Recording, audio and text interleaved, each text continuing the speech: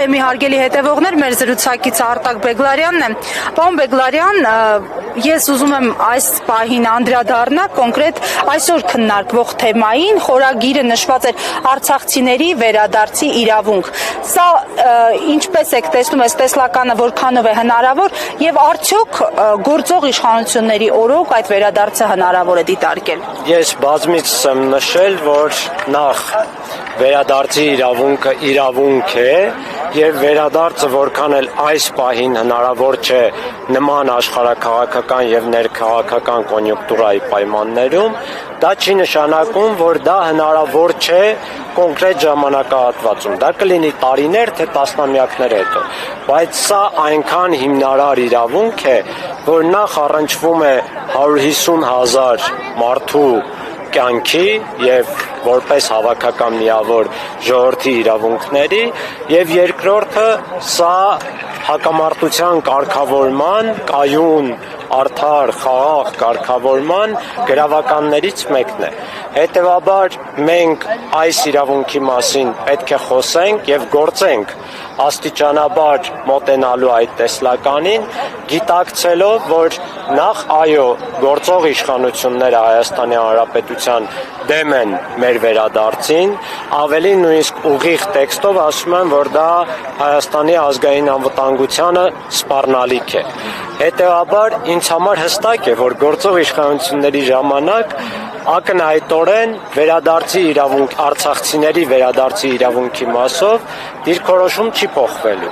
Այսինքն Հայաստանի Հանրապետությունը այս իշխանությունների օրոք որևէ պատասխանատվություն չի ստանձնելու մեր վերադարձի համար։ Բայց դա չի նշանակում, որ մենք ինքներս, արցախցիներս,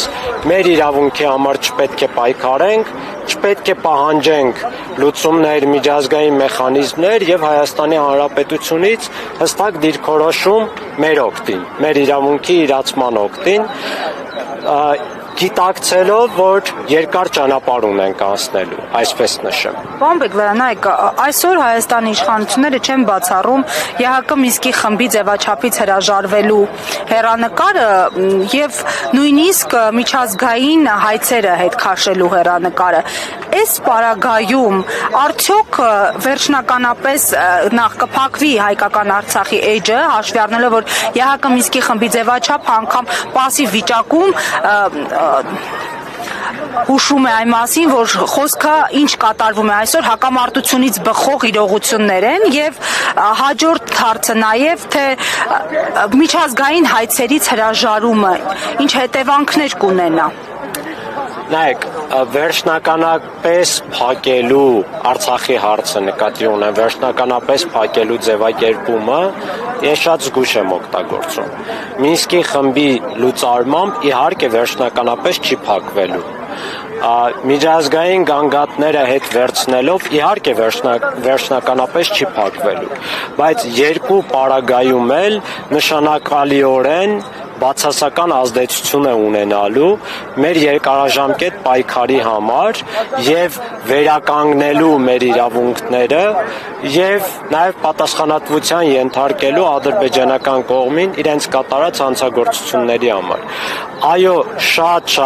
ավելի դժվար է լինելու մեզ համար միջազգային հարթակ վերադարձնել, միջազգային օրակարգ վերադարձնել Արցախի ժողովրդի իրավունքների հարցը, այդ թվում վերադարձ, այդ թվում միջազգային պատասխանատվության արդարադատության հարցեր եւ այլն եւ այլն։ Բայց մյուս կողմից մենք նաեւ որպես Արցախի ժողովրդի ներկայացուցիչներ, այսպես ասեմ, քաղաքասարակությունը նկատի ունեմ, որպես ակտիվ ներկայացուցիչներ, իրավապաշտպաններ եւ բոլորը, ովքեր այդ հնարավորությունը ունեն, միևնույն է, կարողանալու ենք այդ հարցը բարձրացնել, բայց երբ միջազգային գանգատներից Հայաստանի Հանրապետությունը հրաժարվում է, մի հատ էլ որևէ համաձայնագրով Ադրբեջանի հետ ստորագրում է, որ պայմանավորվում է, որ այլևս չի դիմելու դատարան, սա նշանակում է, որ երբ նոր իշխանություն ունենանք, որը արդեն կցանկանա Արցախի ժողովրդի իրավունքների պաշտպանությամբ զբաղվել, շատ լուրջ միջազգային կաշկանդվածություն է ունենալու դա անելու, այդ թվում նոր գանգատներ ներկայացնելու Ադրբեջանի դեմ։ Այստեղ ներողություն պետք է հաշվի առնել, որ խոսքը միայն Արցախի ժողովրդի իրավունքներին չի վերաբերում։ Հատկապես ՄԱԿ-ի Արդարադատության միջազգային դատարանում ներկայացված ռասայական խտրականության բոլոր ձևերի վերացման կոնվենցիայի հիման վրա գանգատը Ադրբեջանի դեմ վերաբերում է բոլոր հայերի իրավունքներին, որովհետև այս գանգատը վերաբերում է Ադրբեջանում հայատյացության համակարգին եւ պահանջ է ներկայացվում այդ համակարգը վերացնելու։ Այս հայատյացության համակարգը սպառնալիք է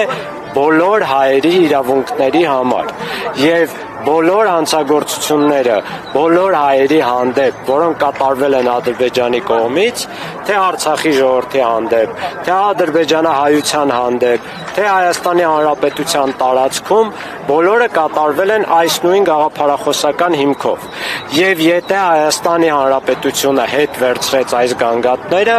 նման հանցագործությունները շարունակվելու են։ Հետևաբար սա պետք է համարենք, որ ուղղակիորեն բոլոր հայերի իրավունքներն են խախտվելու։ Պարոն Բեգլարյան, իշխանությունը, որ ժամանակին պնդում էր, որ իրենք իրավասու չեն բանակցել Արցախի փոխարեն, այսօր իրավասու եւ լիազորություն ունեն միայնակ որոշումներ կայացնելու հենց այս հարցերում, օրինակ, եւ ձևաչափը խզելու եւ հայցերից հրաժարվելու, որքանով է լեգիտիմ նման հայտարարություններ անել ժողովրդի անունից։ Ոչ լեգիտիմ է, ոչ լեգալ է, եթե անկեղծ խոսենք, լեգալ է, այսինքն օրինական չէ։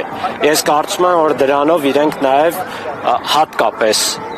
միջազգային գանգատներից հրաժարվելով իրենք խախտում են մեր իրավունքները, Հայաստանի Հանրապետության իշխանությունները եւ սահմանադրություն են խախտում։ Եվ նաեւ միջազգային իրավունք են խախտում։ Ինչու՞։ Որովհետեւ միջազգային իրավունքով եւ միջազգային պրակտիկայով հստակ սահմանված է, որ եթե կոնֆլիկտի կարգավորման համաձայնագրեր են կնքվում,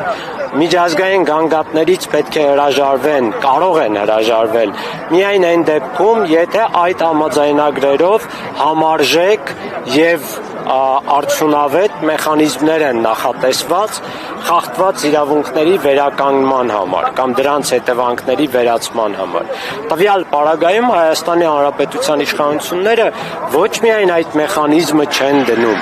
այլ նաև որևէ կերպ չեն անդրադառնում հայատյացության համակարգի վերացմանը, որը ինչպես նշեցի, գլխավոր գաղափարախոսական հիմքն է։ Իսկ գալով Արցախի ժողովրդի վերաբերյալ իրենց որոշումներին, նույն Արցախը Ադրբեջանի կազմում ճանաչելու հայտարարությունները լեգիտիմ չէին։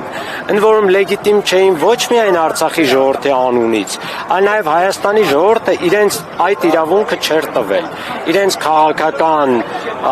ծրագրով, նախընտրական ծրագրով դա չէին նախատեսել։ Չհաշված, որ մի հատ էլ կա հստակ ներպետական օրենսդրություն, ներպետական ակտեր, որոնք չեն թույլատրում Հայաստանի Հանրապետության իշխանություններին Արցախը ճանաչել Ադրբեջանի կազմում։ Ուզում եմ ասել, եթե նայեք լեգիտիմության եւ լեգալության հիմքերին, այս իշխանությունները բոլոր հնարավոր սահմաններն ու կանոնները արդեն խախտել են։ Իրենց ինչ, այս նորն էլ կխախտեն, որևէ խնդիր չկա։ Դրա համար պետք է լինի բավարար հանրային ճնշում, պետք է իրենք հասկանան, որ դրա համար իրենք շատ բարձր գին են վճարելու եւ մի քիչ ավելի երկար մտածեն, արժե այդ ուղղությամբ քայլեր կատարել, թե ոչ։ Շնորհակալություն, պարոն Բեգլարյան։ Ձեզ նույնպես։